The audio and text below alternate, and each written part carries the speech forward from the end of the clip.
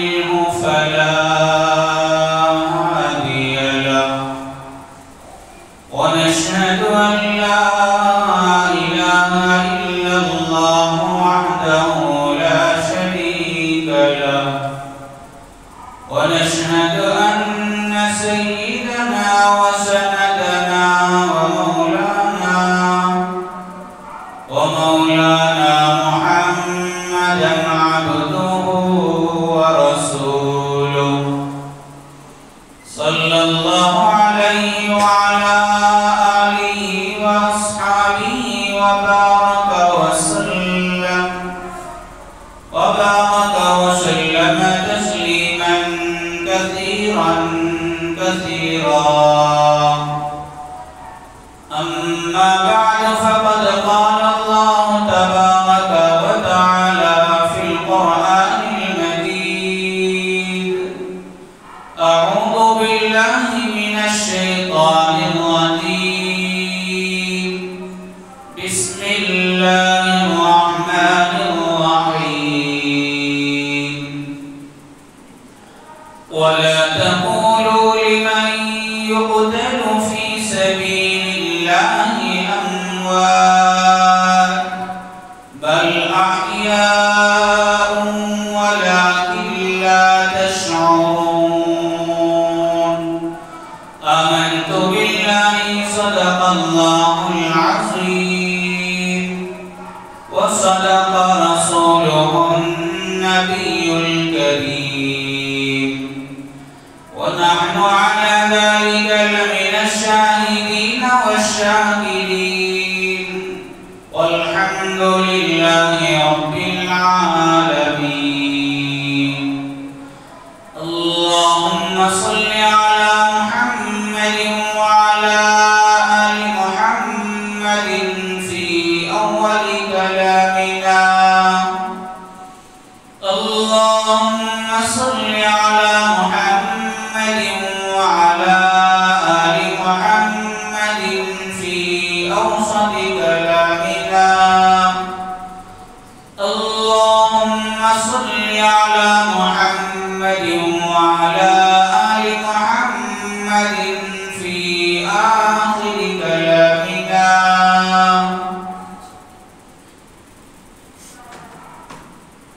میرے معزز بزرگان دین عزیز نوجوان بھائیوں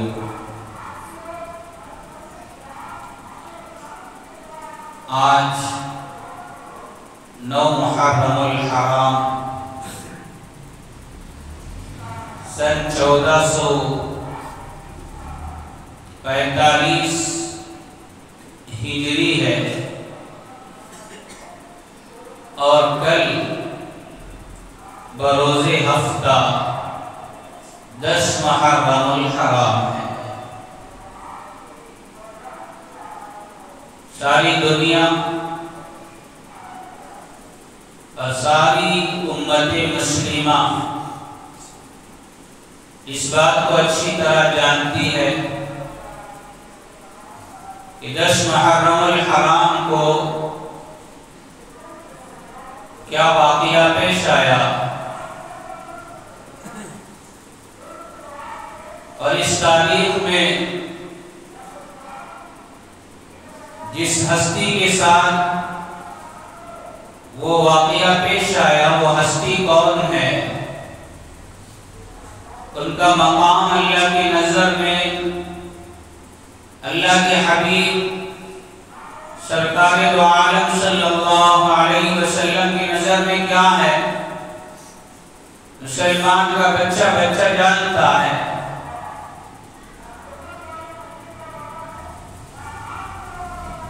10 محرم الحرام کو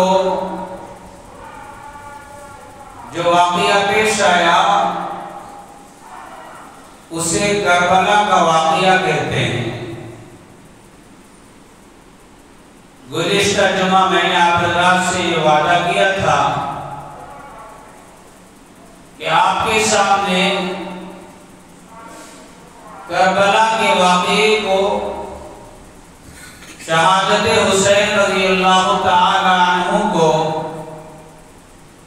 پیش کروں گا انشاءاللہ آج آپ حضرات کے سامنے اسی عنوان کو لے کر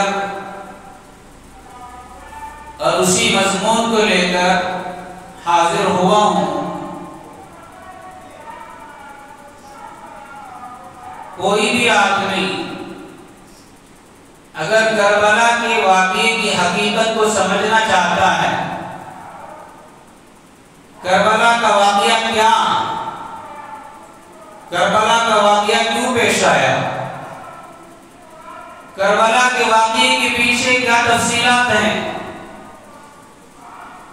اگر اس واقعے سے پہلے کی تفصیلات، کربلا کے میدان میں جو جنگ ہوئی، جو حضرت حسین رضی اللہ تعالی عنہ کی شہادت ہوئی، اس سے پہلے کیا ہوا، اگر وہ تفصیلات ہمارے ذہنوں میں نہیں رہیں گی تو پھر کربلا کے واقعے کو ہم مکمل طور پر نہیں سمجھ سکتے۔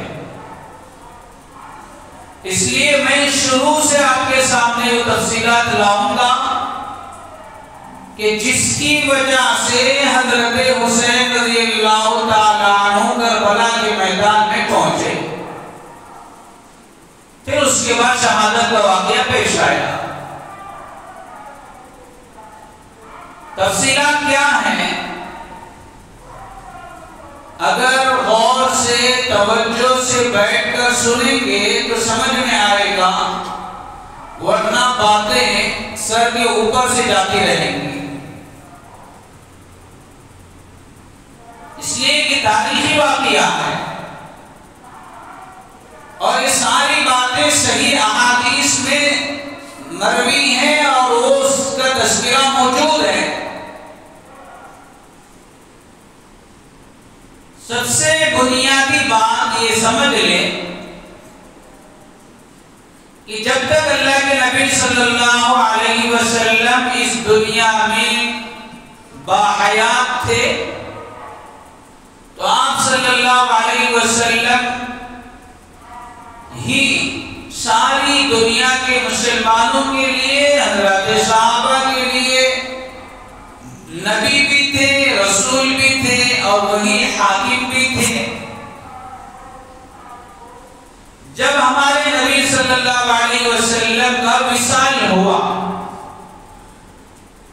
63 سال کی عمر میں ہمارے نبی اس دنیا سے رخصت ہوئے، تو آپ کے جانے کے بعد امت کیسے سنبھالنا، اسلامی تعلیمات کو معاشرے میں کیسے باقی رکھنا، اس کے لیے خلافت کا سلسلہ شروع ہوا۔ اسلام کے سب سے پہلے خلیفہ سیدنا ابو بکر صدیق رضی اللہ تعالی عنہ بنے اور سارے صحابہ نے باتفاق رائے دے کر حضرت ابو بکر کو خلیفہ بنایا۔ چنانچہ حضرت ابو بکر رضی اللہ تعالی عنہ نے اپنی خلافت کی ذمہ داری کو سنبھالا۔ جب ان کا انتقال ہوا تو دوسرے نمبر پر جو خلیفہ بنے وہ حضرت عمر فاروق رضی اللہ تعالی عنہ ہیں۔ پھر ان کا خلافت کا زمانہ چلا، ایک وقت آیا کہ حضرت عمر رضی اللہ تعالی عنہ بھی اس دنیا سے وفات پائے۔ تیسرے نمبر پر حضرت عثمان غنی رضی اللہ تعالیٰ عنہ کو سب نے مل کر خلیفہ بنایا۔ تو تیسرے خلیفہ حضرت عثمان غنی، جب ان کی خلافت آئی انہوں نے اپنی خلافت کو سنبھالا۔ پھر ایک وقت کے بعد حضرت عثمان غنی رضی اللہ تعالیٰ عنہ کو بھی شہید کیا گیا۔ ان کے بعد چوتھے نمبر پر حضرت علی رضی اللہ تعالی عنہ کو خلیفہ بنایا گیا۔ یہ 4 خلفاء ہیں جن کو خلفاء راشدین کہا جاتا ہے، اور ساری دنیا میں خلفاء راشدین کی خلافت ایک نمونہ ہے، اور انہوں نے اپنی خلافت کو ایک بہترین انداز سے قرآن و حدیث کی روشنی میں، سنت نبوی کی روشنی میں سنبھالا اور اس کو باقی رکھا۔ جب چوتھے خلیفہ حضرت علی رضی اللہ تعالیٰ عنہ کا انتقال ہوا تو اب آپ کے بعد خلافت کا سلسلہ کیسے باقی رکھیں گے؟ یہ ذمہ داری خلافت کی کون سنبھالے گا؟ چنانچہ اس سلسلے میں مشورہ ہو کر کے حضرت علی رضی اللہ تعالیٰ عنہ کے بعد آپ کے بڑے صاحبزادے حضرت حسن رضی اللہ تعالیٰ عنہ کو خلیفہ بنایا گیا۔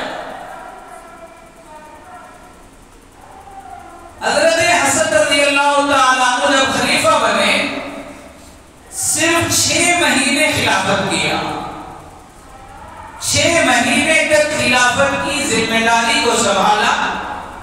6 مہینے کے بعد خود اپنے آپ سے خلافت کی ذمہ داری اور خلافت کے تخت کو اٹھا کر حضرت امیر معاویہ صحابی رسول، جو آپ پر وحی نازل ہوتی تھی قرآن کی، اس قرآنی آیتوں کو اور اس وحی کو لکھنے والے جو صحابہ تھے ان میں حضرت معاویہ رضی اللہ تعالیٰ عنہ بھی تھے، اس لیے ان کو کاتب وحی کہا جاتا ہے۔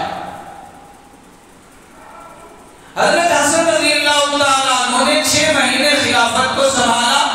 6 مہینے کے بعد اپنی خلافت کو اور اپنی خلافت کی ذمہ داری کو حضرت امیر معاویہ رضی اللہ تعالیٰ عنہ کے حوالے کر دیا کہ آپ سنبھالیں، آپ خلیفہ بنے، اور خلافت کی ذمہ داری ان کے حوالے کر کے خود حضرت حسن رضی اللہ تعالیٰ عنہ حضرت امیر معاویہ کے پاس آ کر ان کے ہاتھ پر بیعت کیا کہ میں بیعت کرتا ہوں کہ آپ ہمارے خلیفہ رہیں گے۔ پھر اس کے بعد حضرت حسین رضی اللہ تعالیٰ عنہ نے آ کر کے حضرت امیر معاویہ کے ہاتھ پہ بیعت کیا اور کہا آپ ہی ہمارے خلیفہ رہیں گے، آپ ہی خلافت کی ذمہ داری کو سنبھالیں۔ چنانچہ سب کے مشورے سے حضرت امیر معاویہ رضی اللہ تعالیٰ عنہ خلیفہ بنے اور خلافت کی ذمہ داری سنبھالتے رہے۔ جب تک حضرت امیر معاویہ کی خلافت کا دور تھا تب تک حضرت امیر معاویہ رضی اللہ تعالیٰ عنہ اور حضرت حسن اور حضرت حسین رضی اللہ عنہما کے درمیان بڑا گہرا رشتہ تھا محبت کا۔ حضرت امیر معاویہ ہمیشہ نواسے رسول حضرت حسن کو اور نواسے رسول حضرت حسین رضی اللہ تعالیٰ عنہ کو بڑی محبت سے پیش آتے تھے۔ ان کے دربار میں وقتاً فوقتاً تحفے تحائف پیش کرتے رہتے تھے، ان کا اکرام کرتے تھے، جب بھی ملتے احترام کے ساتھ ملاقات کرتے، اکرام کا معاملہ کرتے، جب وہ ان کے دربار میں آتے تو ان کو اکرام کے ساتھ ان کا استقبال کرتے۔ دل میں بڑی محبت تھی نواسوں سے۔ یہ حضرت امیر معاویہ رضی اللہ تعالیٰ عنہ کی خلافت کا دور چل رہا ہے۔ جب ان کی زندگی کا آخری وقت آیا، آخری ایام حضرت امیر معاویہ کے چل رہے تھے، تو چند لوگوں نے آ کر حضرت امیر معاویہ رضی اللہ تعالیٰ عنہ کے سامنے یہ بات رکھی کہ حضرت آپ تو ہمارے خلیفہ ہیں، مگر آپ کی دنیا کے جانے کے بعد آپ کا نائب کون ہوگا؟ یہ خلافت کا تخت آپ کے بعد کون سنبھالے گا؟ یہاں سے توجہ رکھنا بات کو۔ جب یہ بات حضرت امیر معاویہ رضی اللہ تعالیٰ عنہ کے سامنے آئی تو حضرت امیر معاویہ رضی اللہ تعالیٰ عنہ نے اس بات کو لے کر کے ساتھیوں سے مشورہ کیا کہ ہاں بھائی، اب میرے دنیا سے جانے کے بعد کون خلافت کو سنبھالے گا؟ جب اس بات کے سلسلے میں مشورہ شروع ہوا تو کچھ حضرات نے آ کر کے حضرت امیر معاویہ رضی اللہ تعالیٰ عنہ سے کہنے لگے کہ آپ کے بعد آپ کا بیٹا ہی خلافت کی ذمہ داری سنبھالنے کا حقدار ہے اور ان کے پاس ساری صلاحیتیں ہیں، اس لیے کہ وہ آپ کے فرزند ہے، آپ کا بیٹا ہے، آپ کی خلافت کو قریب سے اس نے دیکھا ہے، لہذا آپ کا بیٹا یزید آپ کے بعد خلیفہ بنے گا۔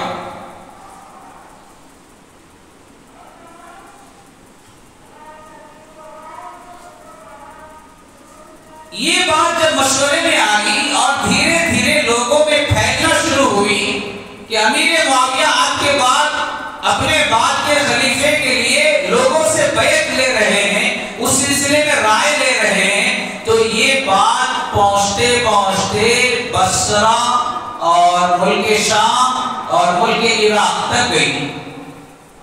ملک عراق میں شام میں جب یہ بات پہنچی تو وہاں سے لوگوں کی خبریں پہنچی حضرت امیر معاویہ کو کہ ہم سب پورا ملک شام، پورا عراق، بصرہ آپ کے بیٹے کے حق میں ہے کہ یزید ہی آپ کے بعد خلیفہ بنے گا۔ حضرت امیر معاویہ نے جب یہ دیکھا کہ ایک طرف کا پورا ایریا میرے بیٹے کی سپورٹ میں ہے اور یزید کو خلیفہ بنانے کے لیے وہ بیعت کر رہا ہے اور وہ یہ چاہ رہا ہے کہ میرے بعد خلیفہ کون بنے؟ یزید بنے۔ اب دوسرا ایریا باقی تھا جسے کہتے ہیں حجاز، جس میں مکہ، مدینہ، اس کے اطراف کا علاقہ آتا ہے۔ جب آدھا سے زیادہ کام ہو گیا تو امیر معاویہ رضی اللہ تعالیٰ عنہ نے اب اس ایریا کی طرف توجہ دی اور اس وقت میں جو مدینے کا گورنر تھا ان کو خط لکھا اور خط لکھ کر کے یہ اس میں پیغام بھیجا کہ میرے بعد خلیفہ کون بنے گا، اس سلسلے میں مشورہ چل رہا ہے، بہت سارے حضرات کی طرف سے جواب بھی پہنچ گیا ہے، آپ بھی حجاز میں یہ اعلان کرا دیں کہ معاویہ کے بعد کون خلیفہ بنے گا اور یہ بھی بتا دیں کہ ملک شام اور عراق بصرہ مکمل طور پر یزید کے حق میں ہے، یزید کو خلیفہ بنانے کے لیے تیار ہے۔ جب مدینے کے گورنر کو یہ خط پہنچا وقت کے خلیفہ حضرت معاویہ رضی اللہ تعالیٰ عنہ کی طرف سے، تو انہوں نے وہاں لوگوں کو جمع کر کے یہ خط پڑھ کے سنایا اور یہ اعلان کیا کہ دیکھو خلیفہ وقت کا یہ پیغام پہنچا ہے اور اس میں انہوں نے یہ لکھا ہے کہ ان کے بعد خلیفہ یزید کو بنایا جانے والا ہے، آپ کی کیا رائے ہے؟ سب سے پہلے اس خط کو سن کر کے کھڑے ہو کر حضرت عبداللہ بن عمر رضی اللہ تعالیٰ عنہ کہنے لگے کہ یہ ہم نہیں مانتے، یزید کی خلافت ہمیں تسلیم نہیں ہے، اس کے اندر کچھ برائیاں ہیں جس کی وجہ سے ہم اس کی خلافت کو نہیں مانیں گے۔ اس کے بعد حضرت حسین رضی اللہ تعالیٰ عنہ، حضرت عبداللہ بن زبیر رضی اللہ تعالیٰ عنہ، عبد الرحمن بن ابو بکر رضی اللہ تعالیٰ عنہ، چند حضرات نے یزید کی خلافت کو ماننے سے انکار کر دیا۔ باقی حضرات نے مانا ہوگا، مگر کچھ بڑے بڑے صحابہ کے اولاد جنہوں نے انکار کر دیا کہ ہم یزید کی خلافت نہیں مانیں گے۔ وہ بات جب گورنر نے لکھ کر حضرت معاویہ کو بھیجا تو چند دنوں کے بعد خود حضرت امیر معاویہ رضی اللہ تعالیٰ عنہ سفر کر کے مدینہ پہنچے، حجاز سے سفر کیا اسی کام سے کہ جو نہیں مان رہے ہیں ان سے ہم بات کریں۔ چنانچہ مدینہ منورہ حضرت امیر معاویہ سفر کر کے پہنچے اور وہاں جا کر کے جو جو حضرات انکار کر رہے تھے یزید کی خلافت کا ان سے نرمی سے محبت سے بات کر کے ان سے مشورہ کیا تو اس وقت ان کا وہی جواب آیا کہ ہم نہیں مانتے.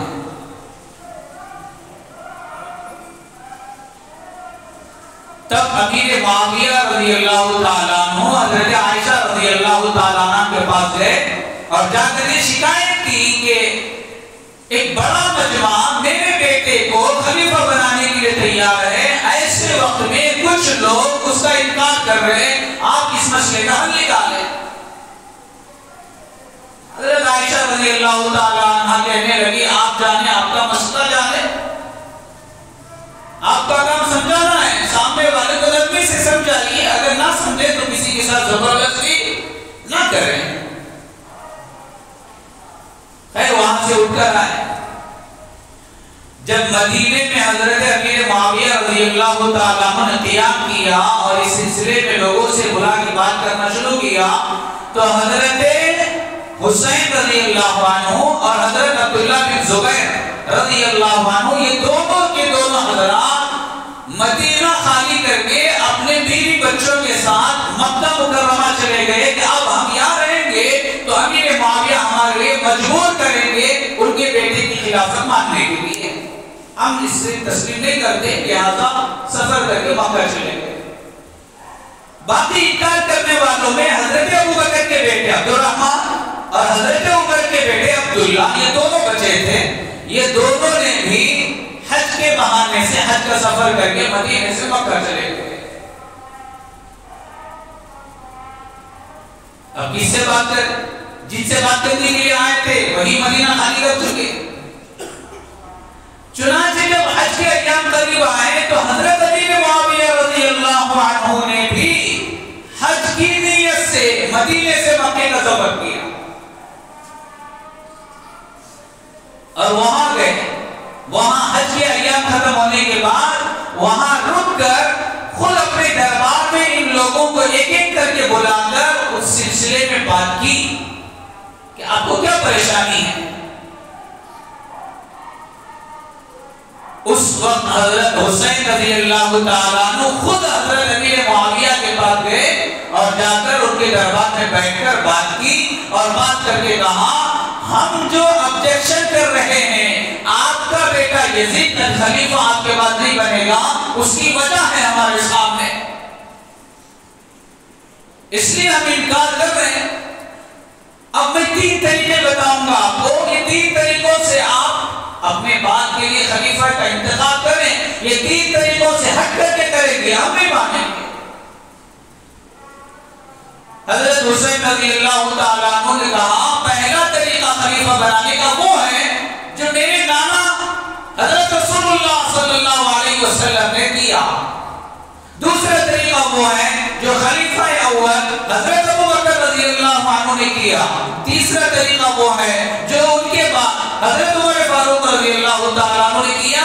اسی طریقے پر اگر آپ بھی خلیفہ بناتے ہیں تو ہم مانیں گے. یہ 3 طریقوں سے ہٹ کر آپ اپنے بیٹے کو خلیفہ بنائیں گے، ہم نہیں مانتے. حضرت امیر معاویہ نے پوچھا کیا ہے؟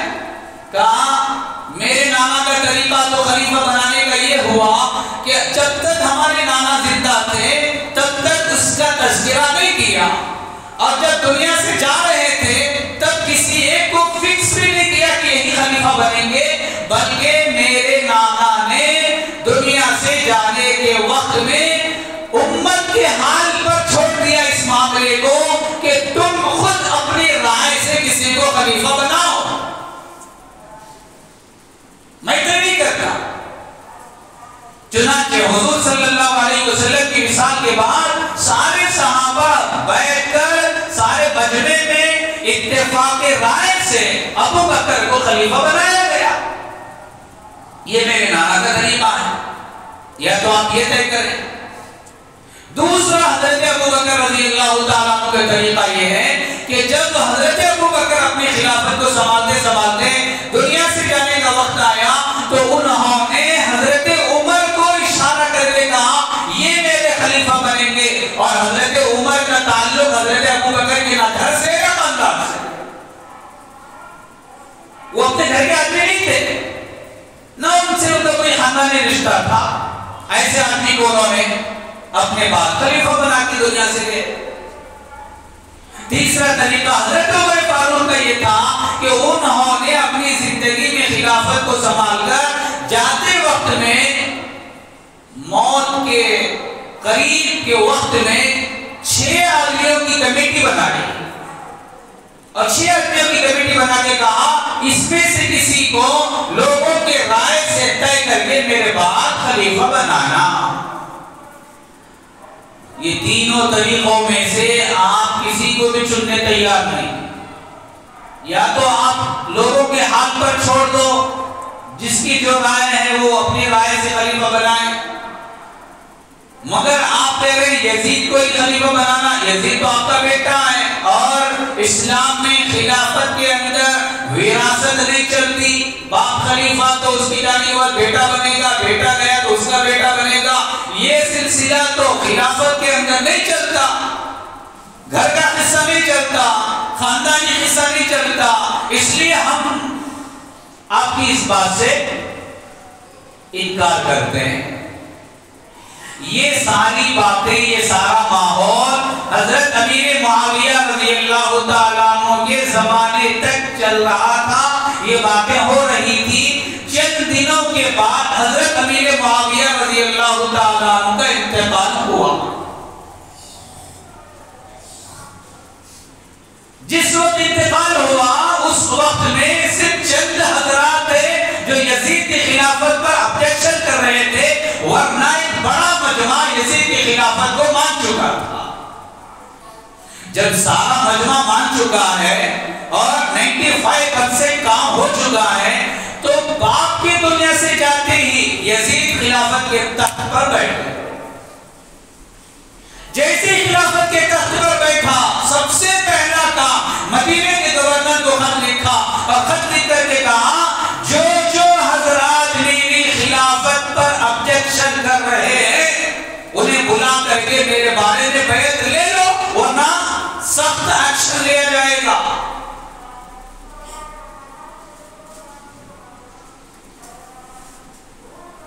تخت پر بیٹھا، اس وقت مدینے کا گورنر یزید کی طرف سے ولید بن عتبہ تھا، ان کو خط لکھا گیا کہ آپ ان حضرات کو بلا کر ان کو میرا خط پڑھ کے کہیں کہ یزید کی خلافت پر بیعت کر لیں۔ چنانچہ جب یہ خط مدینے کے گورنر کو پہنچا تو اس نے ان حضرات کو بلا کر کے یہ خط پڑھ کے سنایا کہ یزید کی طرف سے یہ خط آیا ہے، آپ کے بارے میں پتہ چلا کہ آپ اس کے خلافت پر ابجیکشن کر رہے ہیں، اس کی خلافت سے آپ انکار کر رہے ہیں، لہذا اب آپ کو اس کی خلافت پر ہی بیعت لینا پڑے گا۔ ان حضرات نے گورنر کی بات کو بھی ٹھکرا دیا اور کہا ہم نہیں مانتے۔ حضرت حسین رضی اللہ تعالیٰ عنہ کو گورنر نے، مدینے کے گورنر ولید بن عتبہ نے رات کے وقت میں اپنے دربار میں بلایا، اور حضرت حسین گئے بات کرنے کے لیے، اور جا کر کے بات کی تو ولید بن عتبہ گورنر مدینے کا کہنے لگا کہ آپ یزید کے ہاتھ پر خلافت کے لیے بیعت کر لیجیے۔ حضرت حسین رضی اللہ تعالیٰ عنہ کہنے لگے اتنا بڑا کام، اتنی بڑی ذمہ داری کا کام، اور اس سلسلے میں آپ مجھ سے بیعت لے رہے ہیں، وہ بھی رات کے اندھیرے میں اور تنہائی میں، یہ مناسب نہیں ہے۔ مجھ جیسا آدمی تنہائی میں رات کی تاریکی میں بیعت لے، ایسا نہیں ہو سکتا۔ بہتر اور مناسب یہ ہے کہ آپ مجمع میں اور دن کے اجالے میں مجھے بلا کر کے بیعت لے، اور میں بیعت کے لیے اس کے بارے میں کچھ سوچ سکتا ہوں۔ رات میں بات چیت ہوئی، حضرت امیر معاویہ کو پتا چل گیا کہ جب بلا کر ہمیں بیعت دینے کے لیے گورنر کہہ رہا ہے، اس کا مطلب یہ ہے کہ حضرت امیر معاویہ کا انتقال ہو گیا، اب یزید تخت پر بیٹھ چکا ہے۔ خیر اس مجلس میں ہی حضرت امیر معاویہ کے انتقال پر افسوس کیا اور ان کی تعزیت کیا، اور ان کے بارے میں کچھ بات چیت حضرت حسین نے کیا. بیعت کے سلسلے میں کچھ زیادہ بات چیت تفصیل سے نہیں کی، بس یہ بات رکھا کہ رات کے وقت میں بیعت مناسب نہیں ہے، دن کے وقت مجمع میں ہو مناسب ہے. میں کرتا ہوں بول کر وعدہ نہیں کیا، بس ایک شکل بتائی بیعت دینے کی. جب اس کے دربار سے باہر نکلے، باہر نکلنے کے بعد راتوں رات حضرت حسین رضی اللہ تعالیٰ عنہ سمجھ گئے کہ اب یہ یزید گورنر کے واسطے سے ہمارے اوپر فورس کر رہا ہے بیعت دینے کے لیے، یہاں رکنا اب مناسب نہیں ہے. مدینہ چھوڑنا پڑا. کون سا شہر؟ جس شہر میں خود نانا جان آرام کر رہے تھے، جس شہر کو نانا جان نے مکہ چھوڑنے کی ہجرت کر کے یہاں آئے تھے، یہاں زندگی گزاری، یہاں سے اسلام پھیلا. یہاں نانا جان کو مدینے والوں نے نصرت کیا، مدینے والوں نے ساتھ دیا، مدینے والوں نے اکرام کیا، محبت کا معاملہ کیا، اپنی جان مال سب کچھ لٹا دیا تھا میرے نانا کے دین کے پھیلانے کے لیے. اب حالت ایسی آئی کہ خود نواسہ رسول حضرت حسین کو اس خلافت کے مسئلے میں اتنا مجبور کیا جا رہا ہے، جس کی وجہ سے حضرت حسین نے مدینہ چھوڑ کر پھر مکہ ہجرت کرنے کا راتوں رات فیصلہ کیا اور اپنے گھر والوں کو لے کر مدینہ خالی کر دیا. ساتھ میں حضرت عبداللہ بن زبیر رضی اللہ تعالیٰ عنہ، یہ دونوں حضرات مدینہ خالی کر کے چلے گئے مکے کی طرف. جب مدینے سے یہ نکلے اور مکے کی طرف روانہ ہو گئے اور ادھر یزید انتظار میں ہے کہ مدینے کا گورنر جسے میں نے خط لکھ کر کے یہ کام اور ذمہ داری دی تھی، کیا ہوا کیا نہیں ہوا. ایک دن گزرا، 2 دن گزرا، 3 دن گزرا، جواب نہیں آ رہا ہے. تو پھر اس کے جواب کا انتظار کر کے جواب مانگنے لگا تو وہاں سے جواب آیا کہ جس کام کے لیے آپ نے وہاں کے گورنر کو ذمہ داری دی تھی اس نے وہ کام صحیح طور پر کیا نہیں، اور حضرت حسین اور عبداللہ بن زبیر مدینے سے نکل کے مکے کی طرف سفر شروع کر چکے. جیسے ہی یہ بات یزید کو پہنچی تو اس نے غصے میں آ کر مدینے کے گورنر ولید بن عتبہ کو ہٹا دیا کہ تجھے میرا کام کرنے نہیں آتا، بہت سست نظر آتا ہے، ذمہ داری کا تجھے احساس نہیں ہے، ہاتھ سے نکل رہے ہیں. حضرت حسین کیا کر رہے تھے تم بیٹھ کر؟ ذمہ داری ہے، ذمہ داری کو نہیں سنبھالتے تو بیٹھنے کی بھی ضرورت نہیں ہے. فوراً ایکشن لے کر کے گورنر کی سیٹ ختم کر دی. اب حضرت حسین کو ڈھونڈے، مدینے میں نہیں ہے، کہاں ہے؟ مکہ پہنچ گئے. افسوس، چنانچہ حضرت حسین رضی اللہ تعالی عنہ مکے میں آ کر کے 5 مہینے رہے. کتنے مہینے؟ 5 مہینے. جب مکے میں آ کر کی زندگی گزار رہی تھی، حضرت حسین رضی اللہ تعالیٰ عنہ کی زندگی گزر رہی تھی، یہاں آپ نے قیام کیا.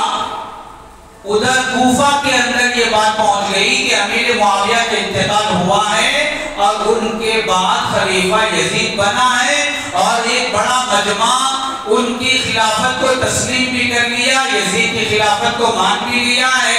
مگر حضرت حسین اور چند صحابہ ہیں جو یزید کی خلافت کا انکار کر رہے ہیں. تو کوفہ والوں نے حضرت حسین رضی اللہ تعالیٰ عنہ کی خدمت میں خطوط لکھے.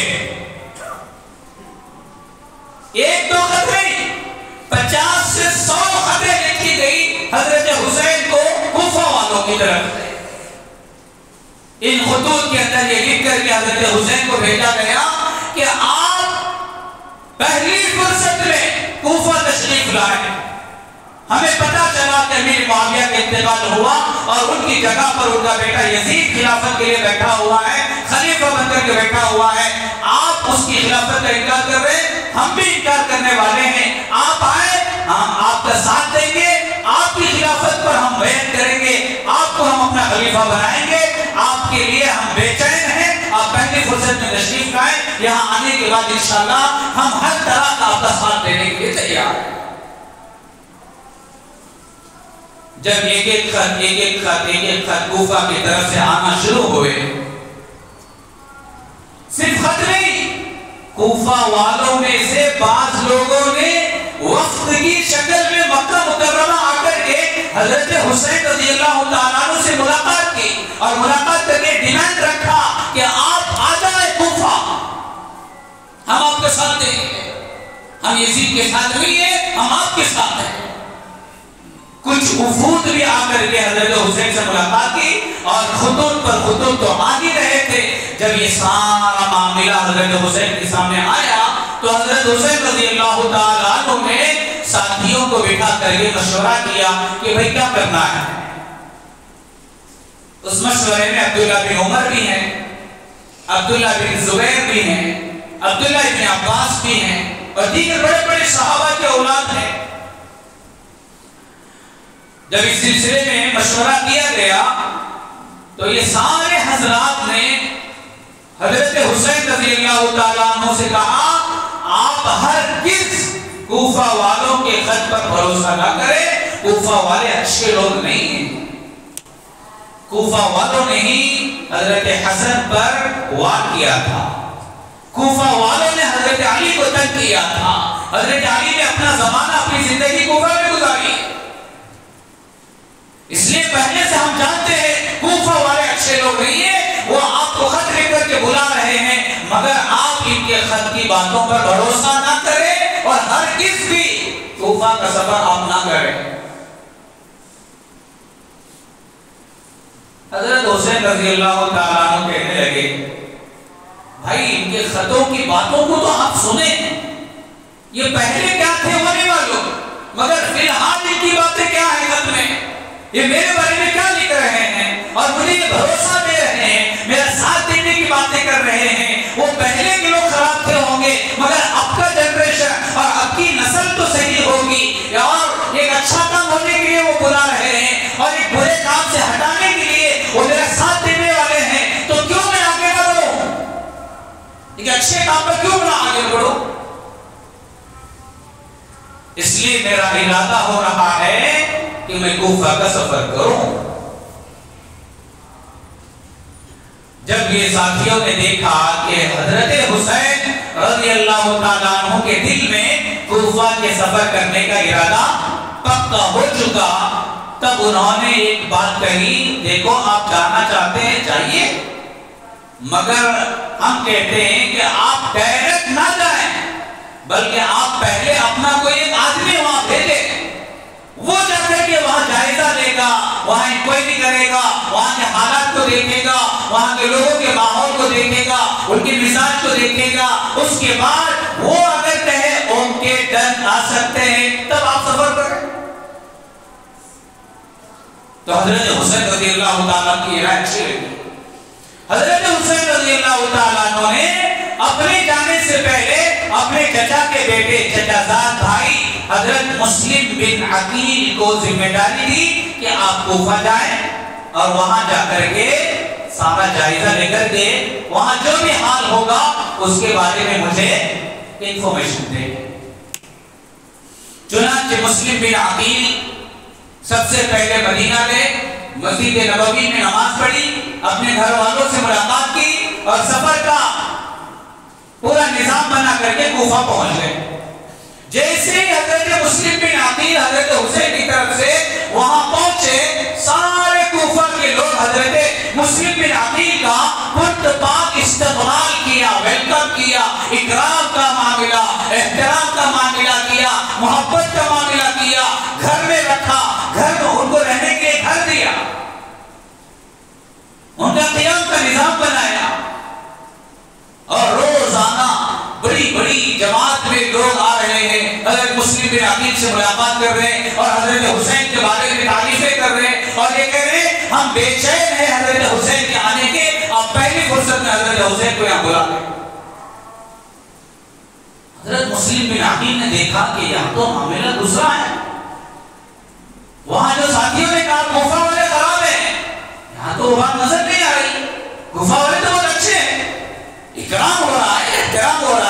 سب کی زبانوں پر حضرت حسین کی تعریف ہے، حضرت حسین کے آنے کے بے چین ہیں یہ لوگ، انتظار میں بیٹھے ہیں۔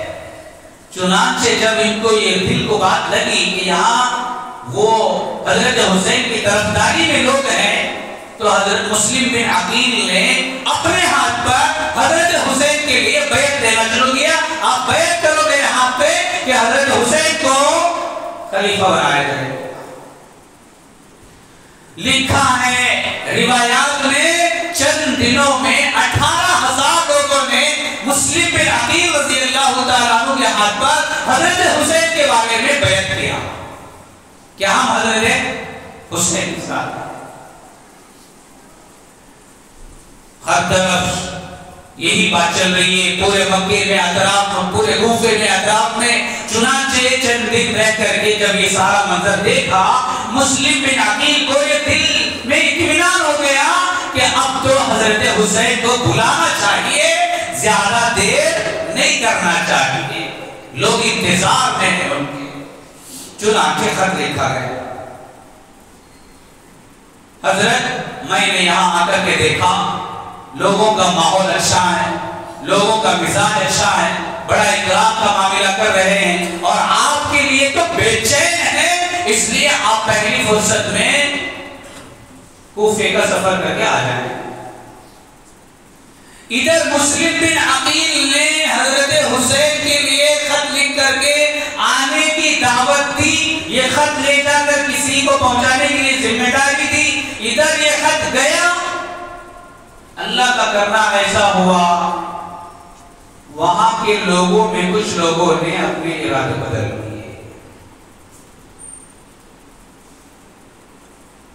کچھ لوگوں نے ارادے بدل کے کوفہ والے یزید کو خط لکھا، آپ کو نہیں معلوم کوفہ کے اندر حسین کا آدمی آ کے بیٹھا ہے، چاروں طرف ماحول بنتا جا رہا ہے اور سب لوگ حضرت حسین کے بارے میں بیعت لے رہے ہیں، اور آپ کی طرف سے یہاں جو گورنر ہے کوفہ کا، اس پر کوئی ایکشن لینے کے لیے وہ تیار نہیں ہے۔ نعمان بن بشیر اس وقت وہ گورنر تھے کوفہ کے۔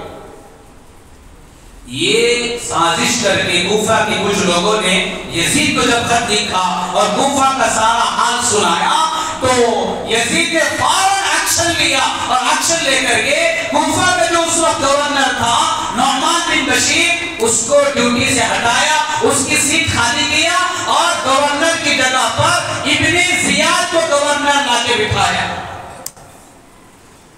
اور ابن زیاد سے کہا تم آج سے کوفہ کے گورنر ہو، پہلی فوراً وہاں جاؤ اور جا کر کے جو بھی ماحول وہاں ہمارے خلاف بنا رہے ہیں ان کے بارے میں سخت ایکشن لینا، ذرا بھی نرمی کا معاملہ، سستی کا معاملہ نہیں ہونا چاہیے۔ چنانچہ دوسرے ہی دن ابن زیاد کوفہ کے گورنر بن کر آیا، کم بخت ہے، ایک نمبر کا دھوکے باز کم بخت ہے ابن زیاد۔ جب یہ گورنر بن کے بیٹھا سیٹ پر، فوراً ایک خطبہ دیا، اور جس کے اندر یہ باتیں کہی، پتا چلا ہے یزید کو کہ یہاں ان کے خلاف آواز اٹھائی جا رہی ہے، کچھ لوگ باہر سے آ کر کے ماحول خراب کر رہے ہیں، لوگوں کو اپنی طرف کر رہے ہیں، خبردار یزید کا یہ وارنٹ آ گیا ہے کہ سب کے سب ہمارے ہاتھ میں سرنڈر ہو جائیں ورنہ تلوار فیصلہ کرے گی۔ دو ہی آپشن، یا تو قتل کے لیے تیار ہو جاؤ جو یزید کے خلاف ماحول بنائے، یا وہ یزید کے حق میں آ کر بیعت کر لیں۔ جب یہ گورنر کی طرف سے بات پھیلی، جن کے گھروں میں مسلم بن عقیل تھے انہوں نے مسلم بن عقیل کو گھر سے ہٹا دیا کہ اگر پتہ چلا گورنر کو کہ ہم نے آپ کو رکھا ہے ہمارے گھر میں تو ہمارے لیے بھی قتل کا فیصلہ ہو سکتا ہے، آج سے آپ ہمارے گھر میں نہ رہیں۔ گھر خالی کیے، کسی اور کے گھر گئے، وہاں رہا، وہاں کے لوگوں نے بھی کہا ہمارے گھر میں جگہ نہیں ہے۔ اطلاع تنگ کیا گیا کوفے کی زمین کو، حضرت مسلم بن عقیل رضی اللہ تعالیٰ عنہ کے لیے ایک وقت آیا کہ ان کے لیے رہنے کے لیے گھر نہیں رہا، راستے میں تنہا گھومتے پھرتے تھے۔ حضرت مسلم بن عقیل رضی اللہ تعالیٰ کوئی اپنے گھر میں سہارا دینے تیار نہیں، پناہ تک دینے تیار نہیں. کیسے بدل دیں گے؟ وقت کی حکومت اور وقت کا گورنر یہ آرڈر پاس کر چکا ہے، جو ان کا ساتھ دے گا اس کے لیے قتل کا فیصلہ ہے، ہماری تلوار وہ فیصلہ کرے گی. سب سہمے ہوئے ڈرے ہوئے ہیں، کوئی ان کا ساتھ دینے کے لیے تیار نہیں. اور تلاشی لینے کے لیے بھیجا، جاؤ تلاش کرو کون آدمی ہے جو حضرت حسین کی طرف سے آگے بیٹھا ہے اور یزید کے خلاف ماحول بنا رہا ہے، پکڑ کے اسے گرفتار کر کے لے آؤ. آدمیوں کو تلاش کے لیے بھیجا گیا. لوگ تلاش کرتے پھرتے تھے، کہیں سے نہیں ملے تو محمد بن اشعث ان کے ساتھ 70 آدمیوں کا ایک قافلہ تیار کر کے لشکر بھیجا، جاؤ مسلم بن عقیل کا مقابلہ کرو، اگر وہ ہاتھ لگ گیا تو اسے پکڑ کے لاؤ ورنہ وہیں پر اسی گردن اڑا دو. چنانچہ 70 افراد نے مل کر حضرت مسلم بن عقیل رضی اللہ تعالیٰ عنہ کا پیچھا کیا. کسی ایک گھر میں جا کے بیٹھے ہوئے تھے، یہ پورا کا پورا وفد، یہ پورا کا پورا قافلہ وہاں پہنچ گیا پتہ لگا کر. تو حضرت مسلم بن عقیل رضی اللہ تعالیٰ عنہ نے تنے تنہا 70 آدمیوں کا مقابلہ کیا، سب کو مار کے بھگا. آخر میں زخمی ہو گئے، بے بس ہو گئے، ایک دیوار پر ٹیک لگا کر آنکھوں سے آنسو نکلنے لگے. 70 آدمیوں کا قافلہ جس نے لایا تھا محمد بن اشعث، وہی حملہ دبن کر کے آیا اور آ کے مسلم بن عقیل کے سر پہ ہاتھ رکھ کے کہنے لگا ٹینشن لینے کی ضرورت نہیں ہے، میں آپ کو پناہ دوں گا، کوئی آپ کو پریشان نہیں کرے گا. کیوں روتے؟ حضرت مسلم بن عقیل کہنے لگے میرے آنکھوں سے آنسو میری جان کے لیے نہیں ہے، مجھے صرف آنکھوں سے آنسو اس لیے آ رہے ہیں کہ میں نے خط لکھ کر کے نواز شاہ رسول آنے کی دعوت دے دیا ہوں، شاید میرا خط پہنچ گیا بھی ہوگا اور وہ نکل بھی چکے ہوں. مجھے نہیں پتا تھا کہ یہاں کے لوگ ہمارے ساتھ غداری کریں. مجھے ان کی فکر ہے، ان کی جان کی فکر ہے، ان کی اولاد کی فکر ستا رہی ہے. میں آپ سے ریکویسٹ کرتا ہوں ایک قاصد بھیج کر فوراً حضرت حسین سے کہیں آپ نہ آئے کوفہ، نہ آئے کوفہ. محمد بن اشعث لینے لگا میں کروں گا ہوگا، قاصد میں بھیجوں گا، آپ فکر نہ کریں. چنانچہ قاصد بھی بھیجا ہے، مگر یاد رکھیں اندر سے محمد بن اشعث تھا ابن زیاد کا آدمی، اسے تو پکڑنے کی ذمہ داری دی گئی تھی. حضرت مسلم بن عقیل رضی اللہ تعالیٰ عنہ کو جب پناہ دی جا رہی تھی تو حضرت مسلم بن عقیل کہنے لگے مجھے تمہاری باتوں پہ بھروسہ نہیں. کہا ایسی بات نہیں، میں پناہ دوں گا.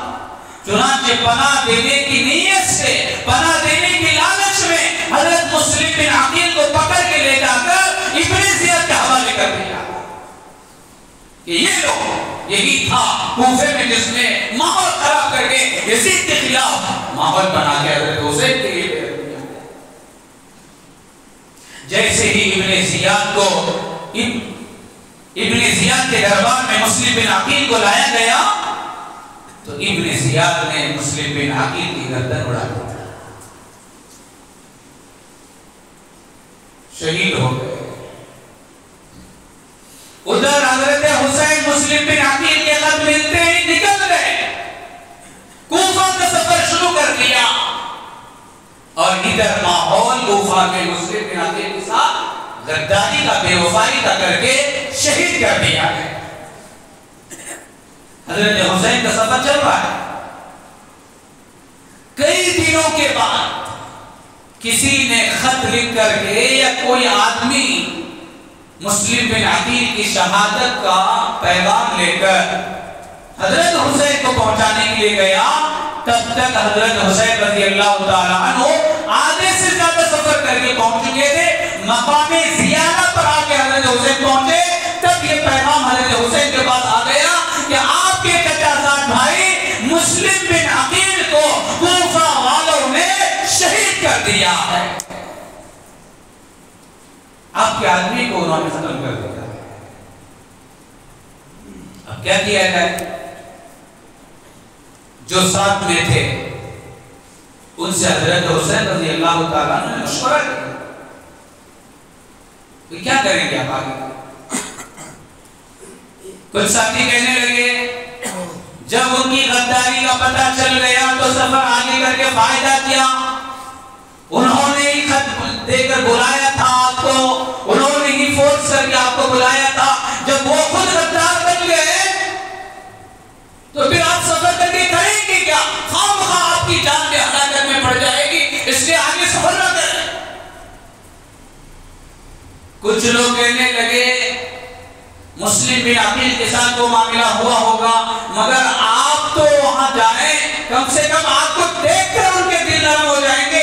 جیسے کہ راستے میں جہاں جہاں نواسہ رسول حضرت حسین رضی اللہ تعالیٰ عنہ سفر کرتے ہوئے مکے سے نکلے, جس گاؤں سے حضرت حسین گزرتے تھے, حضرت حسین کے اس نورانی چہرے کو دیکھ کر پورا کا پورا گاؤں حضرت حسین کے ساتھ چلتا رہا. آپ کے چہرے کو دیکھ کر کے ہو سکتا ہے وہاں کے دل بدل جائے, دلوں میں نرمی آ جائے. آپ سفر کو کینسل نہ کریں, آگے شروع کریں سفر.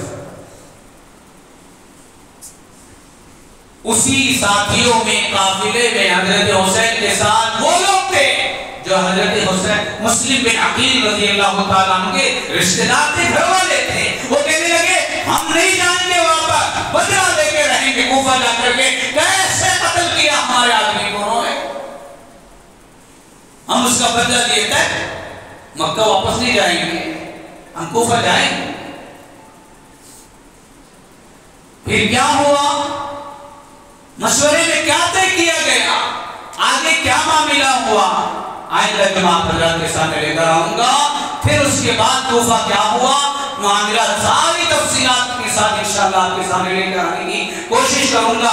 اللہ تبارک و تعالیٰ سے دعا کریں اللہ پاک ہمیں حضرات کی محبتیں اپنے خون کے رگ رگ میں اور اپنے جسم کے قطرے قطرے میں بسا دے. انہی کے جذبات کو لے کر ہمیں زندگی گزارنے کی توفیق عطا فرمائے. آپ حضرات سے گزارش کرتا ہوں سیدنا حسین رضی اللہ تعالیٰ عنہ کی شہادت کا واقعہ سننا چاہتے ہو؟ آدھا سفر ہوا, آدھا سفر باقی ہے. کربلا کے میدان میں کیسے پہنچے, پھر کیا ہوا, یہ ساری تفصیلات سننا چاہتے ہو؟ وقت سے پہلے آ کر بیٹھیں. صرف شہادت کے دن میں کچھ حرکتیں کر لینے سے حضرت حسین کی روح کو کچھ نہیں ہوتا.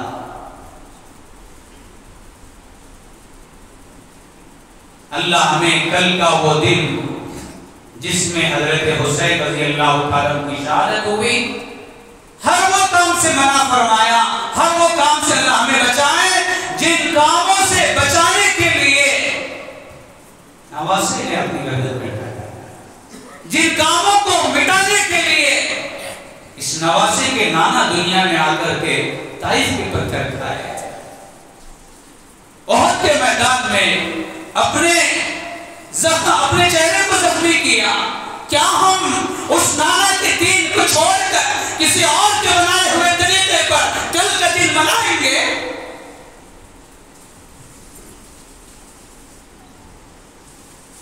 اپیل کرتا ہوں بھائیوں سے, دوستوں سے, نوجوانوں سے, ہرگز ہرگز ہرگز ہم وہ کل کام نہیں کریں گے جن کاموں کے مٹانے کے لیے جناب محمد رسول اللہ صلی اللہ علیہ وسلم تشریف لائے, اور جن کاموں کے لیے نواسہ رسول نے کل کی تاریخ کو گردن کٹائی ہے. ہم انشاءاللہ قرآن پڑھیں گے, ان کے احسان ثواب کی نیت سے سجدے کریں گے, دعائیں کریں گے, تسبیحات پڑھیں گے. ہم دین کے لیے وہ نہیں کر سکتے جو ان حضرات نے کر دیا ہے.